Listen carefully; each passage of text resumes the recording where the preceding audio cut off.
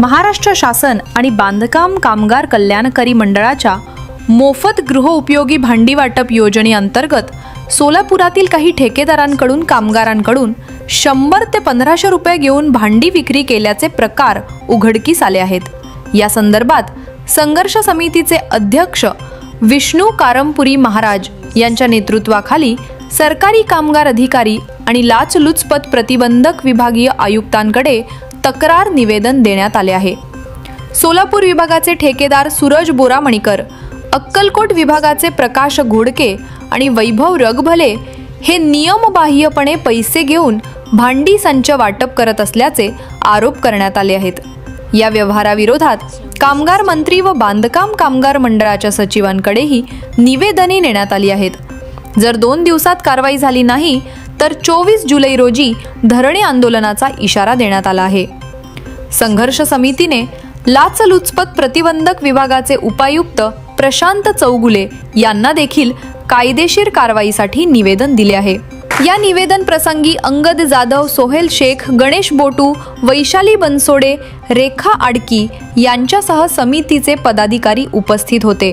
तर्फे आज सोलापूर जिल्ह्याचे सहाय्यक कामगार आयुक्त श्री गायकवाड साहेब यांना निवेदन देण्यासंदर्भात आम्ही आलो असता गायकवाड साहेब हे जागेवर नसल्याने त्यांचे सहाय्यक त्यांचे सहकारी त्यांना आम्ही लेखी स्वरूपात निवेदन दिलेलं आहे। आत्तापर्यंत जे निवेदन दिलेत त्या निवेदनाची दखल घेऊन माननीय कामगार मंत्री आकाश कुलकर साहेब यांनी बोगस बांधकाम कामगार चौकशी संदर्भात आणि गृहोपयोगी संचामध्ये झालेला भ्रष्टाचार याची सखोल चौकशी आणि ज्या ठिकाणी तुम्हाला बोगस बांधकाम आढळतील किंवा भांड्यामध्ये पैसे वाटप परिस्थिती दिसल्यास तात्काळ अँटी करप्शन ब्युरोकडे नंबर देऊन संबंधितावर गुन्हे दाखल करण्यासंदर्भात मार्गदर्शन केलेलं आहे।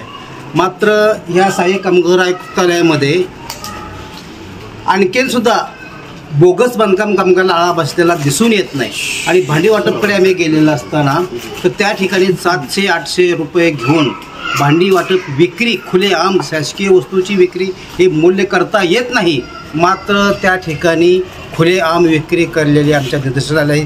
त्यामुळं दिनांक 24/7/2025 रोजी माननीय सहाय्यक कामगार आयुक्ताला निवेदन देऊन त्या ठिकाणी ज्या ठिकाणी भांडी वाटप करणार आहेत त्या ठिकाणी निदर्शने आंदोलन आमची महाराष्ट्र राज्य कृती समिती, संघर्ष हक्क न्याय समितीतर्फे आंदोलन करण्यात येईल आणि ह्यामध्ये ज्या खऱ्या कामगार आहेत सोलापूर जिल्ह्यातली या खऱ्या कामगारांनी आपल्याला न्याय मिळण्यासाठी मोठ्या संख्येने आमच्या संघर्ष कृती समितीमध्ये सामील होण्याचं आव्हान मी सोलापूर जिल्ह्यातून उपाध्यक्ष अंगद जाधव, आमचे अध्यक्ष विष्णू कारमपुरी साहेब, सेक्रेटरी सोहेल साहेब आणि खजिनदार गणेश बोटू साहेब, वैशालीताई बनसोडे महिला प्रतिनिधी यांच्या कोणत्याही नंबरवरती अटॅच करून ज्या ठिकाणी बोगस बांधकामचं गिरी चाललेलं आहे, पैसे घेऊन चाललेला आहे तो खेळ तात्काळ बंद करण्यासाठी सोलापूर जिल्ह्यातल्या तमाम खऱ्या बांधकाम कामगारांनी आमच्या कृती समितीमध्ये जर आलं तर आम्ही त्याचं स्वागत करून खऱ्या बांधकामगाराला न्याय हक्क आम्ही देण्याचं